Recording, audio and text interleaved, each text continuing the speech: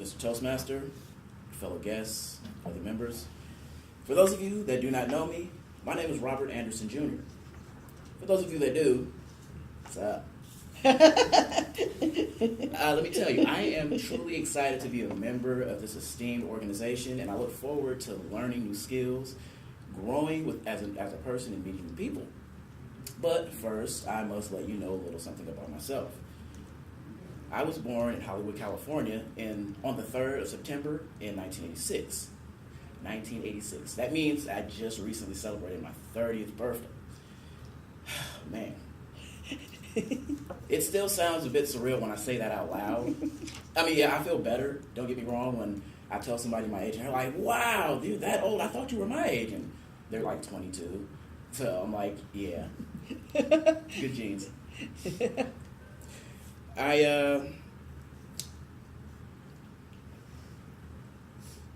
Well, let's say, I'm number 3 of 4 children. My parents both came into the marriage with 1 kid each. My mom had my older brother, John. My dad had my sister, Lisa. They got married. I came along. And then my little sister, Shantae. Which is kind of interesting to me because no matter how you look at it, from my mom's side or my dad's side, I'm still stuck in the middle. So, yeah, fun times. When I was about 10 or so, about 7 or so, my mother, my brother, my younger sister, and myself moved to Minnesota, and where we stayed in the Twin Cities, Minneapolis and St. Paul. Now, for me, being a kid from LA, that was magical because, it doesn't snow in LA, and I got a chance to see the first snow of the winter for the very first time. That was pretty cool.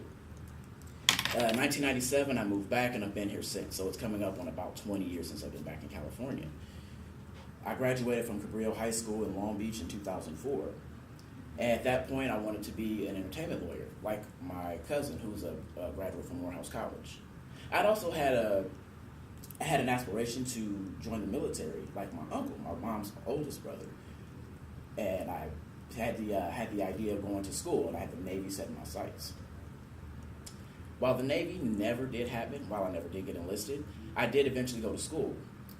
Over time, my interest in law turned into an interest in being an entrepreneur. I've always wanted to go into business for myself. And I went to Cerritos Community College in 2005, and then in 2010 went to DeVry University. While at Cerritos, a friend of mine invited me to go to a church, the Los Angeles Shabbat Foursquare Church, over on Slauson. That's where I met the love of my life, Julia. We started dating in July 2009, and in July 2011, exactly 2 years and about 5 days after we officially started dating, we got married. Now, she's never been a big fan of LA. She's always lived out in the San Fernando Valley. That's where she's from. It's where she went to school and everything else. Me, myself, I've been all over. So for me, this was a new chapter in my life, so I didn't mind at all where we lived. As long as we were together and most importantly, we were safe because, certain parts of LA, So I moved out to the valley with her, and it's been about 5, going on 6 years now since I've been out in the San Fernando Valley. A couple years after marriage, we decided we wanted to expand our family. And on November 26, 2014, our daughter, Jayla Marie, was born. Now, I gotta tell you, my daughter is the cutest little thing you've ever seen. I'm not just saying that because I'm daddy. Now, she's the cutest and the funniest little thing you will see. And she's also really smart, too. Now, as far as her personality, I'm sure her mom is funny. But I believe she gets her comedic side from me. Now, I love comedy. I believe it runs in my veins. I always have loved comedy, always will.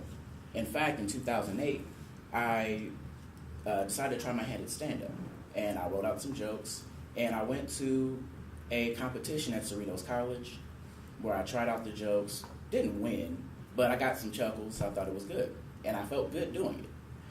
But I thought I could do better, so I continued to work on it, continued to practice. I even joined a stand-up comedy class that they were offering at the school that year. And I joined an improv comedy group that same year. I always knew I was meant for more, though, however. So one Sunday, I was at church, and I heard a sermon that was not only very uplifting and inspiring, but I also found it very hilarious. I don't remember who gave it though, that's the unfortunate part. However, that's when it hit me. I could be funny, yet I can inspire people. I could be motivating, uplifting, but also deliver jokes that entertain. That's when I came to the revelation that I could champion a new generation of leaders. I could introduce people to the idea of being better people in work, in life, and in business.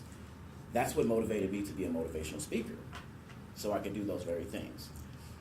Taking on the tools that made speakers that have come before me, like Les Brown, Tony Robbins, Willie Jolly, and other gentlemen like him, like those speakers, very effective.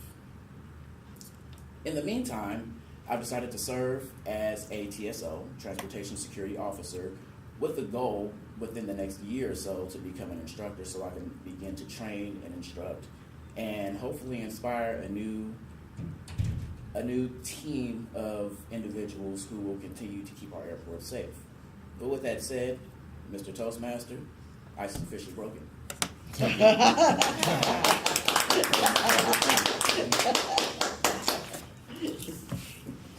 Should we turn it off?